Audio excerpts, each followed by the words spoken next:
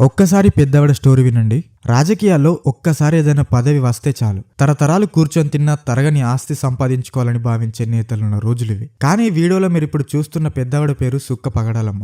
ఈమె 1972-78 మధ్యకాలంలో శ్రీకాకుళం జిల్లా పాతపట్నం నియోజకవర్గానికి ఎమ్మెల్యేగా పనిచేశారు. కానీ ఆర్థికంగా ఆమె ఎంత దీనస్థితిలో ఉన్నారో మీరే చూడండి. అసలే మారుమూల జిల్లా, ఆపై మహిళ. కానీ పగడాలమ్మ ఎక్కడా వెనుకడుగు వేయలేదు. తన స్వార్థం, తన ప్రయోజనాలు చూసుకోకుండా ఈ ప్రాంతంలో ఎన్నో అభివృద్ధి కార్యక్రమాలు చేపట్టారు. అర్హతలున్న ఎంతో మందికి ఎలాంటి లంచాలు, కమిషన్లు తీసుకోకుండా ఉద్యోగాలు వేయించి జీవనోపాధి కల్పించారు. ఇదంతా చరిత్ర. మరిప్పుడు ఈ మాజీ ఎమ్మెల్యేకి ఉండడానికి సరైన ఇల్లు కూడా లేదు. 3 పూట్ల తినడానికే కష్టంగా ఉంది. సరైన వైద్యం చేయించుకునే స్తోమత కూడా లేదు. 2 ఏళ్ల క్రితం అనారోగ్యంతో పగడాలమ్మ భర్త మరణించాడు. దీంతో ఆమెకు అందే రేషన్ బియ్యం కూడా సగానికి తగ్గిపోయింది. భర్త వైద్యానికి చేసిన అప్పు మాత్రమే తనకు మిగిలింది. వర్షం వచ్చిందంటే ఇల్లంతా నీళ్లతో నిండిపోతుంది. సరైన ఇల్లు నిర్మించుకోవడానికి ఎంత తిరిగినా, ఎంతమంది అధికారులకు మొరపెట్టుకున్నా ఫలితం లేదు. 2 సార్లు సర్పంచ్గా, ఒక్కసారి ఎమ్మెల్యేగా పనిచేసిన పగడాలమ్మ తన జీవితంలో ఎప్పుడు తనను ఎదుటివారు వేలెత్తి చూపించేలా ప్రవర్తించలేదు. మరి పెద్దవాడ గురించి మీ అభిప్రాయం ఏంటో ఖచ్చితంగా కామెంట్ చేయండి.